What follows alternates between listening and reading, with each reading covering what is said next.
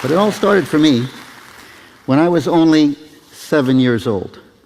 That is when my grandfather, Carl Wallenda, probably the best known tightrope walker of modern times, put me on a wire for the very first time.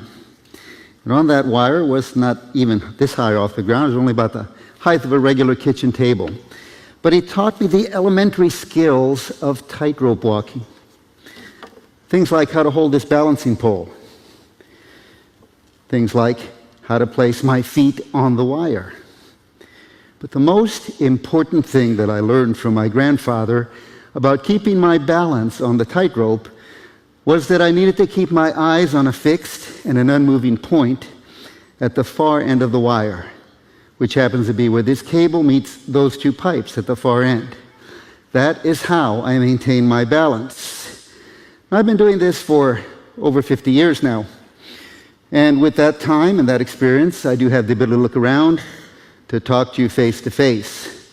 But invariably, if this equipment is not as sturdy as I hope it is,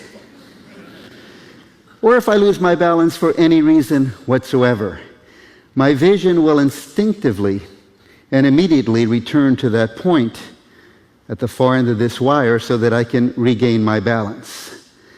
Once this all becomes pretty much second nature to me, and what I mean by that is I can do it not in my sleep, but pretty much under any circumstances, then and only then did I take my first few steps on that tightrope.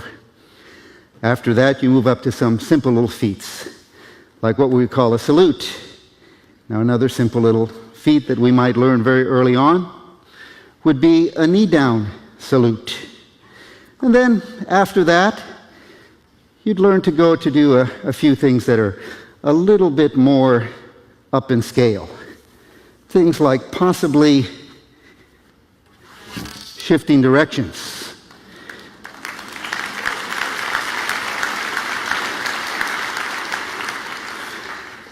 You know, though, I learned very early on that I couldn't pay my bills or support my family by simply walking back and forth on a tightrope and doing some simple salutes. So I really had to put myself into my craft, to practice and rehearse countless hours, so I could move up to doing some things much bigger, much better, things like standing on my head.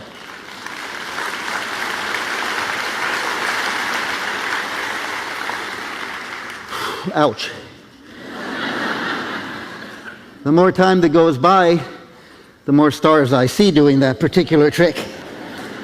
You know, it might interest you to know that my rehearsals from the age of 7 until I was 12 or 13 is what it took until I could actually make my first few steps on a regular tightrope, which was 30, 35 feet in the air. And then my family made me wait another 5 years till I was 17 or 18 before I actually became a member of the Wallenda troupe. But since that's been so long ago, I've discovered that every once in a while I get out of breath, as you can probably hear at the moment. And when that happens, I find the best way to catch my breath is just to take a moment.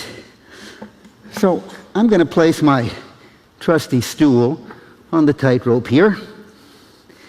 And once I get in position, I'm going to join you all and just kind of kick back and chill for a minute.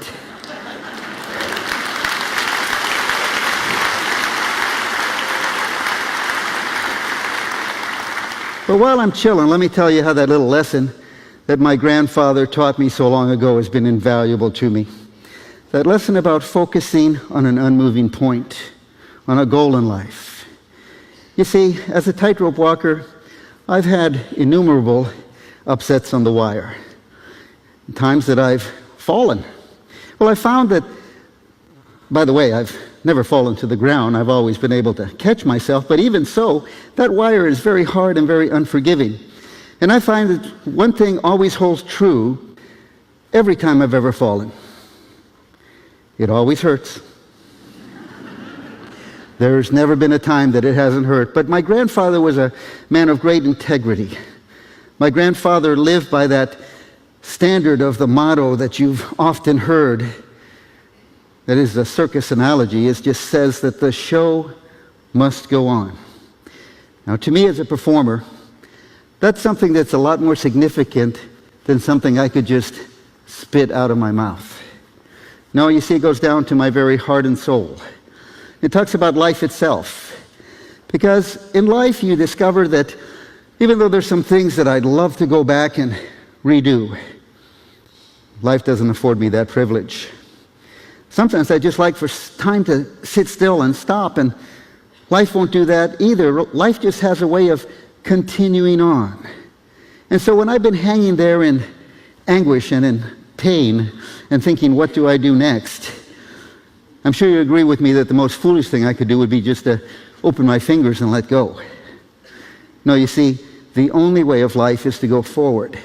And so whenever I found myself in that kind of a situation, I realized that the only thing that I can do is get myself back up on that tightrope, get focused on that point, and continue on.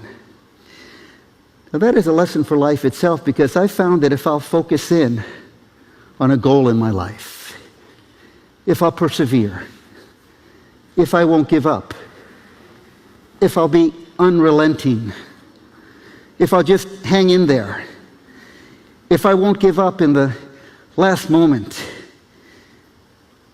you know what I found? I found that I can accomplish absolutely the impossible in life.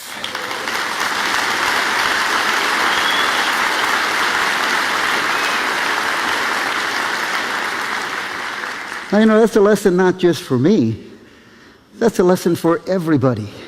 If you'll just focus in on a goal in life, if you'll persevere, if you don't give up, you can accomplish absolutely the impossible. And by the way, I need to tell you that my primary focus in life is Jesus Christ. Now, there's a verse in the Bible, Hebrews 12:2. It says that we need to fix our eyes on Jesus, because he is the author and the perfecter of our faith. You see, he wrote it. He's the author of it. But not only that, he also perfected it. He also lived it.